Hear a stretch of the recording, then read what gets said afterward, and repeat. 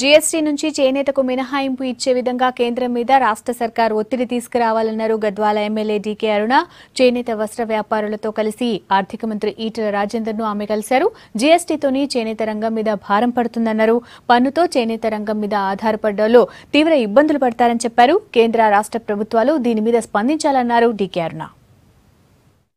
ఈ handloom industry అనే దానికి ప్రతి ఒక్కరు కూడా మాట్లాడుతూ హ్యాండ్లూమ్ ఇండస్ట్రీని కాపాడాలి, హ్యాండ్లూమ్ ఇండస్ట్రీకి చేయూతనివ్వాలి, హ్యాండ్లూమ్ ఇండస్ట్రీకి పెద్ద ఎత్తున మరి ప్రభుత్వం కానీ కేంద్ర రాష్ట్ర ప్రభుత్వాలు పూర్తిగా ఆదుకుంటాయని పదే పదే చెప్తున్నప్పటికీ కూడా ఈరోజు ఈ హ్యాండ్లూమ్ ఇండస్ట్రీ పైన మరి ఈరోజు ఆ జిఎస్టీని వేయడంతో ఈ యొక్క ఇండస్ట్రీ కూడా మొత్తం కుదేలైపోయేటటువంటి పరిస్థితి ఏర్పడిందని చెప్పి సందర్భంగా మరి మంత్రి గారి దృష్టికి తీసుకురావడం జరిగింది.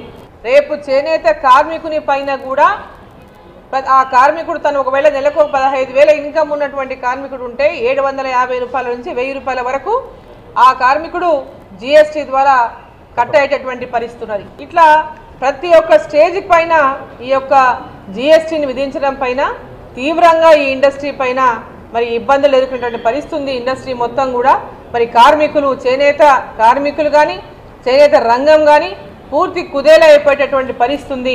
మరి ఈ యొక్క పరిస్థితి నుంచి ఈ యొక్క చేనేత రంగాన్ని కాపాడాల్సినటువంటి అవసరం ఉందని చెప్పి మరి ఈటెల రాజేందర్ గారిని అందరం కూడా కలిసి మరి వినతి పత్రం ఇవ్వడం జరిగింది.